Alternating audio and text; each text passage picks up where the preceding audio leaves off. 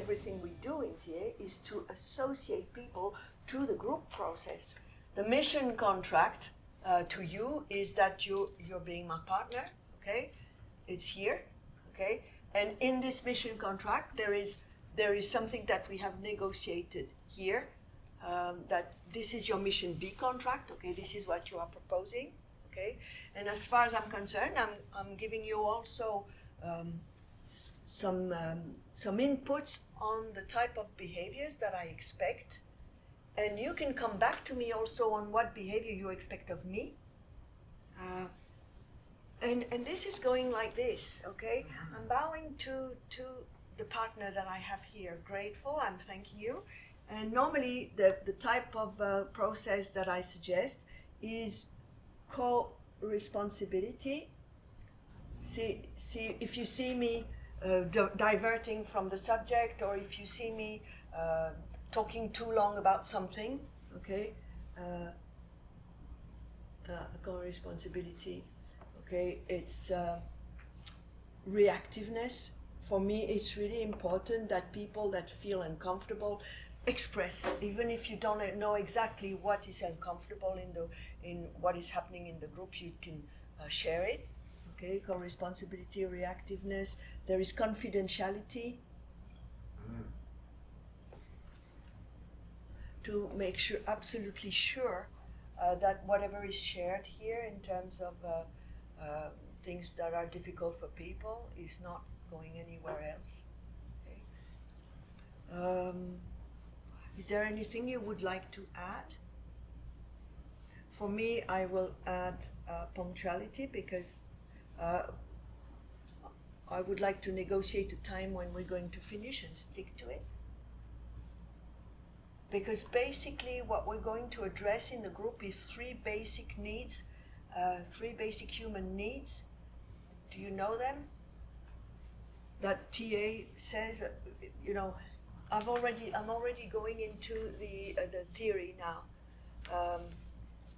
Ben says that there are three types of needs that need to be met, and those needs are the purpose of every human being is really to meet his own needs.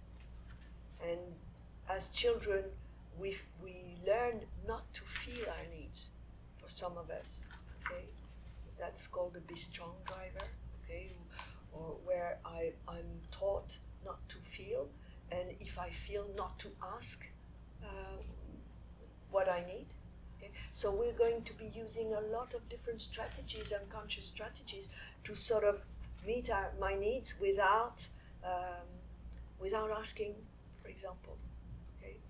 And this is why, those types of permissions help you avoid spontaneous, unconscious strategies that would be manipulative in a way. Huh? So, what are the three needs again? I'm going to write them. So it's the need for stimulation. Human beings need to be stimulated. Babies need to be touched. We need to have a physical contact. That's the basic stimulation. And later on in time, we replace that need by recognition. Okay? Which is recognition of my doing, things that I've done, who I am. Okay? And the last one is a very important one, is structure. The need for structure. So stimulation leads to recognition? Stimulation leads to recognition. As a child, you want to be touched, you want to be hugged, much more as an adult, because in your education, you may have decided that being hugged is not okay, or that asking or expressing feelings or having physical contact is not what I want for myself. It's dangerous, or it's inadequate. It's one of the decisions that a child can make. There are millions of others, but basically they're just all related to these drivers. Be strong, be perfect. Be perfect. You can't go to bed with the dishes in the sink. Okay, it has to be done. It has to be clean. Even if I'm dead tired, it's beyond my own needs. The driver below that is you don't have the right to live, or you cannot be loved unless you're strong, you're perfect. Do you know the others? Try hard. Try hard. That's when I stopped. Okay, so be My strong, needs be perfect. were fulfilled Please right me. there.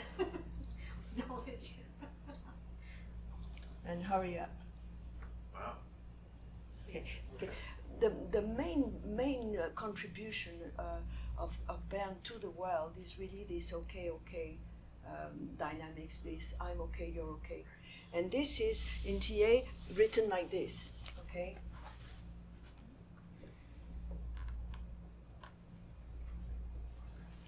This is the way we write it, okay? I'm okay, you're okay. That means people are okay means that it's based on the human rights, the Declaration of Human Rights, the French Declaration of Human Rights.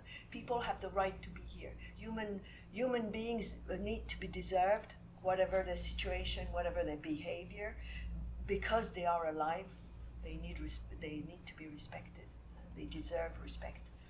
So, I'm okay means I have the right to be here, and also in Bern's vision, I'm always taking the best option I have. There is no deliberate willingness to hurt unless I'm pathological. But the basic vision on human beings is that they're okay just as they are, and doing the best they can all the time and taking the best option they have. Okay? And what is really powerful about that is that anywhere you go, you will tend to look for things to polarize in an okay dynamics. Okay?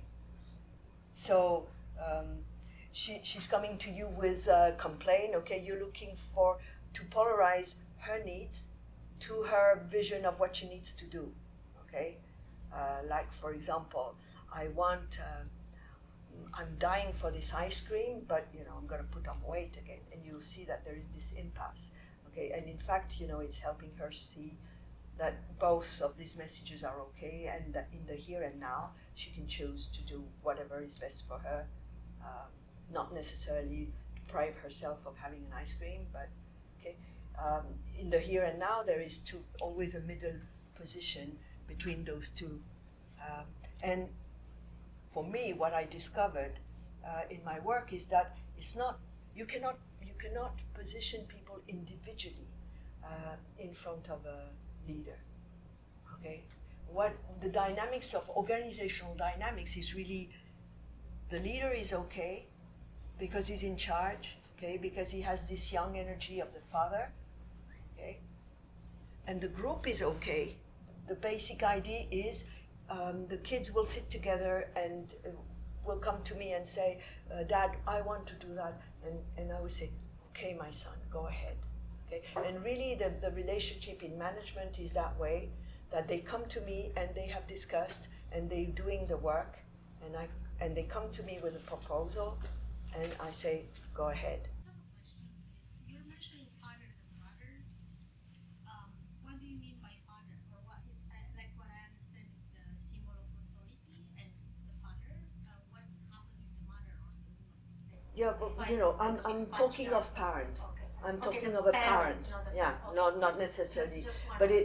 But very often this energy là, okay, is traditionally universally it's the father's energy because the father goes in the environment hunting, getting the food, to feed the mother and the children in the home.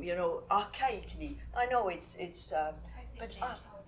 but archaically, that's the way, you need one who takes care of the environment and you take care, one who takes care of the kids at home. So I just don't understand what you meant by that you noticed with your work that you don't position a member individually. This is, Bern represents the group like this. Okay, I'm still in theory, but we're already coming to practical stuff, so I hope it's okay with everyone. Can I go on? Bern positions the group like this. He says a group is a social aggregate that has two boundaries. The external boundary that separates the group from the rest of the world, and the internal boundary which separates the leadership from the membership. And as I said, the ideal situation is the situation where we are now, where some people have decided and made a proposal about an activity, and the leader says, okay, let's follow it if we can, let's follow it as much as we can. And then there is this you're bowing, you're going in my direction, and I'm going in your direction. And then, there is peace, there is food, and we're going to be very, very, very successful probably in the activity that we develop.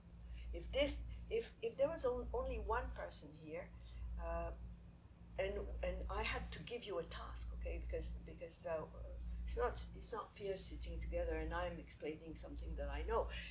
Here I'm talking of the father, or I'm talking of the person who is in charge, okay, and is supposed to have those people here, okay. Here, this is called the external boundary, major internal external boundary. Here you have the major internal boundary, and here you have minor boundaries.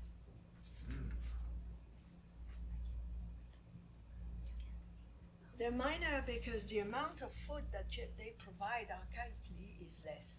Okay? If I talk to a peer, I'm not as fed, as I said, as if I talk to the leader. Is that the way it's supposed to be? Because I thought that we want to also learn from the peers. Why do you say that it's minor? It's not that you don't. What I'm saying is, this is archaic. This is the way human beings work. Okay, archaically. But because as a child, in my crib, if my mother is not coming to me, I have this aware that I'm going to die. And so later on in my life, depending what my experience is, I will try to bring mommy again.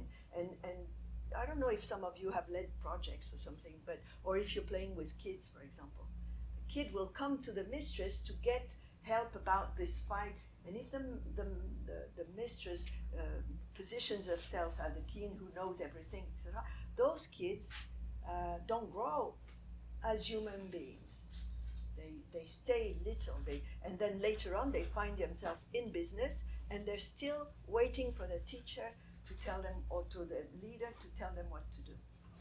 And they feel validated by as a human being. They feel validated by the feedback of their leader. I have to intervene. You asked for an okayness keeper. Yeah, and I did. We don't have. Yeah, that. I was starting to explain that as well. Sorry, I'm Okay. just like. Yeah.